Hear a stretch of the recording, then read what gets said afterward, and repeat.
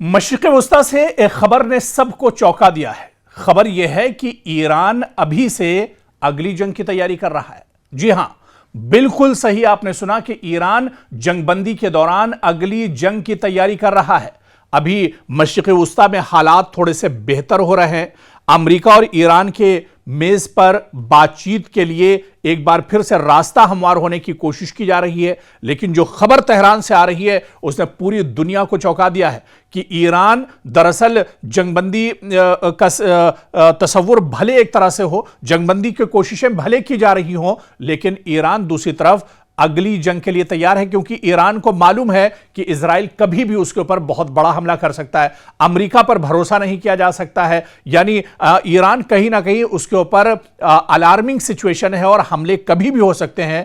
اس وجہ سے جب مشرق وسطی میں تھوڑے سے حالات بہتر ہو رہے ہیں تو ایران اب اگلی جنگ کے لیے تیاری کر رہا ہے۔ جی ہاں، یہ تہران کی دراصل نئی حکمت عملی ہے، کیونکہ امریکہ کے ساتھ جنگ بندی کے باوجود ایران نے اپنی فوجی تیاریوں میں کوئی کمی نہیں کی ہے۔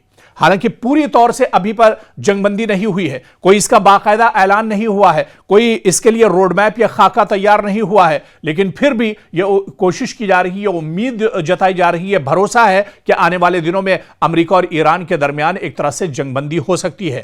لیکن آپ دیکھیے کہ ایران اپنی فوجی تیاریوں میں ایک طرح پھر سے مصروف ہو گیا ہے، بلکہ الٹا اپنی عسکری صلاحیتوں کو مزید مضبوط بنانے میں پوری طاقت ایران نے جھونک دی ہے۔ سوال یہ کہ اگر جنگ بندی ہے یا جنگ بندی جیسے حالات بن رہے ہیں تو پھر اتنی تیزی سے ہتھیار بنانے اور فوج کو مضبوط کرنے کی ضرورت ایران کو کیوں پیش آ رہی ہے؟ یہ سوال بہت اہم ہے۔ میڈیا ذرائع کی ایک رپورٹ کے مطابق ایران نے جنگ بندی کے عرصے کو زیادہ سے زیادہ استعمال کرنے کی حکمت عملی اپنائی ہے۔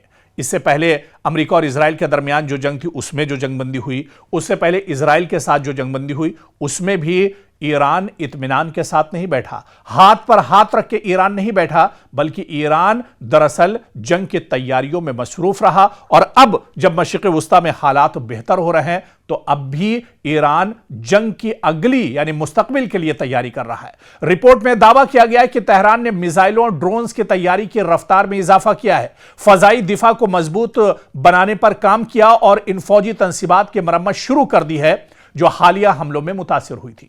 ایرانی حکام کا موقف ہے کہ امریکہ اور اسرائیل پر مکمل اعتماد نہیں کیا جا سکتا ہے، اس لیے جنگ بندی کو مستقل امن نہیں بلکہ ایک عارضی وقفہ سمجھا جا رہا ہے۔ اسی وجہ سے ایران اپنی دفاعی صلاحیت کو ہر قیمت پر برقرار رکھنا چاہتا ہے تاکہ اگر دوبارہ کشیدگی بڑھے تو پہلے سے زیادہ مضبوط پوزیشن میں ہو۔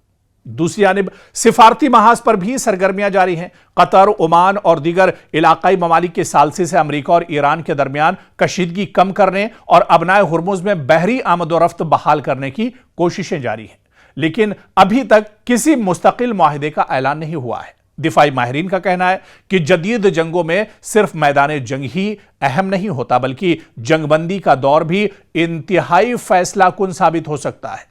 جو ملک اس عرصے میں یعنی جنگ بندی کے دور میں اپنی فوج، اسلحہ اور دفاعی نظام کو زیادہ بہتر بناتا ہے وہ آئندہ کسی بھی ممکنہ تصادم میں برتری حاصل کر سکتا ہے۔ اسی لیے ایران اس وقت ایک طرف سفارتکاری کا راستہ بھی کھلا رکھے ہوا ہے اور دوسری طرف اپنی فوجی تیاریوں میں بھی کوئی کمی نہیں چھوڑ رہا ہے، اور یہی وجہ ہے کہ مشرق وسطی میں حالات اگرچہ وقتی طور پر نسبتاً پرسکون دکھائی دیتے ہیں، لیکن خطے میں بے یقینی اب بھی ایک طرح سے برقرار ہے۔